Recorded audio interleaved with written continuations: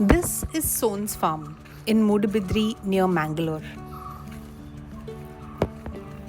We were here to harvest some bamboo to build our work shed. Bamboo has been used for construction for a long time all over the world, and in some regions like Majuli Island in Assam, many people still live in bamboo homes. They're beautiful, they're hardy, and Mervin saw this for himself when he spent a few days there in 2023. Bamboo is a type of grass, and there are some 1,400 known species of them. Of course, not all of them are good for building.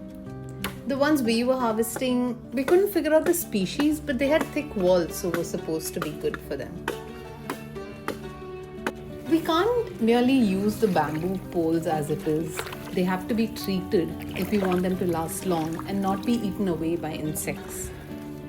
We decided to treat them with a boric acid borax solution, which is one of the most recommended methods. For this, we had to drive a rod through each pole to create a hollow path through which the solution could pass once immersed. We then create bits of the boric borax solution and lay the bamboo inside.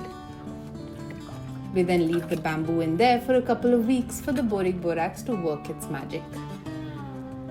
Since our site is so foresty, we did all of this in Sid and Rupin's farm nearby. Narotam was there to help with a lot of the heavy lifting.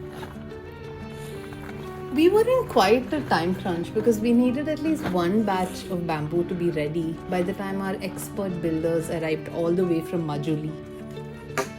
Mervin had met Kamalakanta there and stayed in touch with him. And when Kamalakanta reached out to let us know that he was available to come and work for us, we didn't want to let this chance go.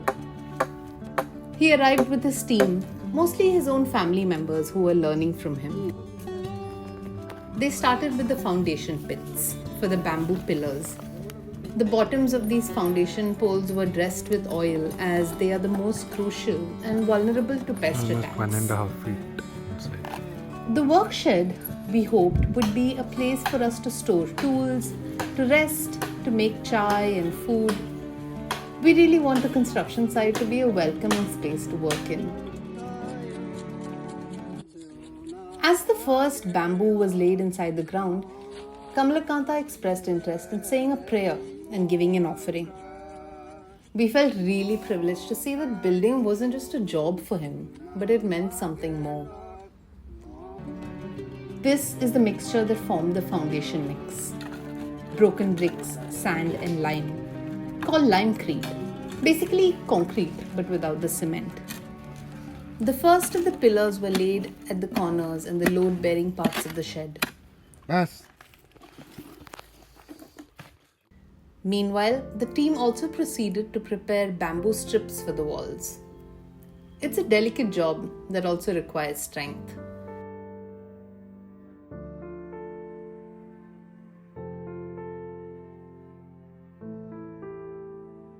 Check out these beautiful weaves that the workers did.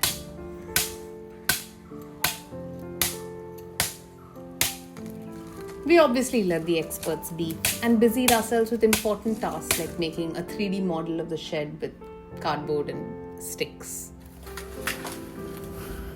We harvested another batch of bamboo from a different plot. This variety we knew, Bambusa bambus. It's also good for building, but was anatomically quite different from our first batch. It has spines, for instance.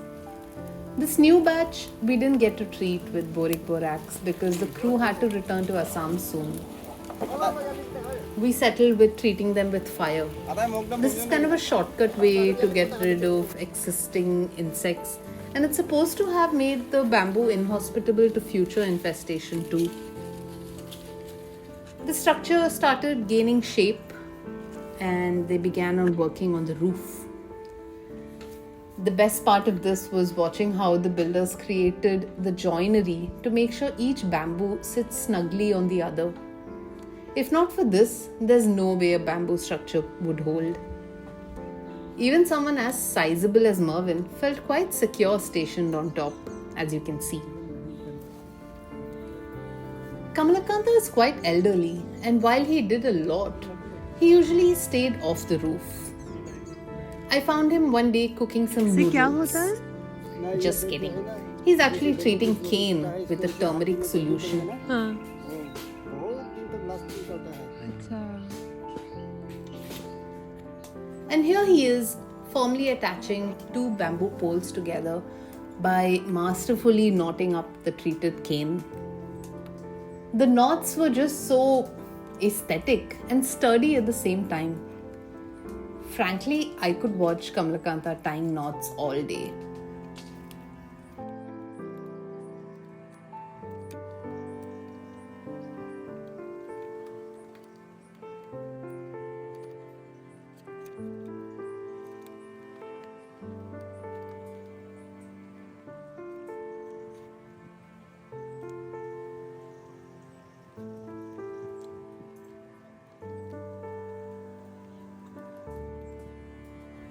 More wonderfully weaved walls materialized. The builders make the process of weaving look easy, but remember, a rash and unsteady hand could ruin the whole thing. So it really is an art form as much as a construction technique.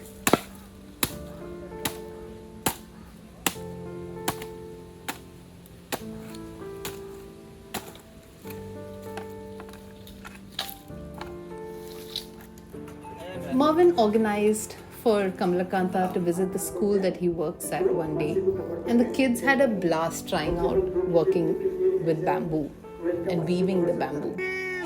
Kamalakanta really had fun too. On site, roofing proceeded with the second-hand tiles that get sourced for this. The walls started coming up and things were looking rather lovely.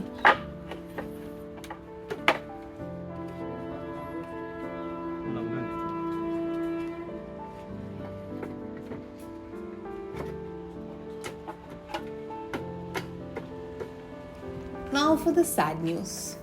The structure you're seeing right now doesn't exist anymore. Some months after Kamalakanta and team left, we had to take it down.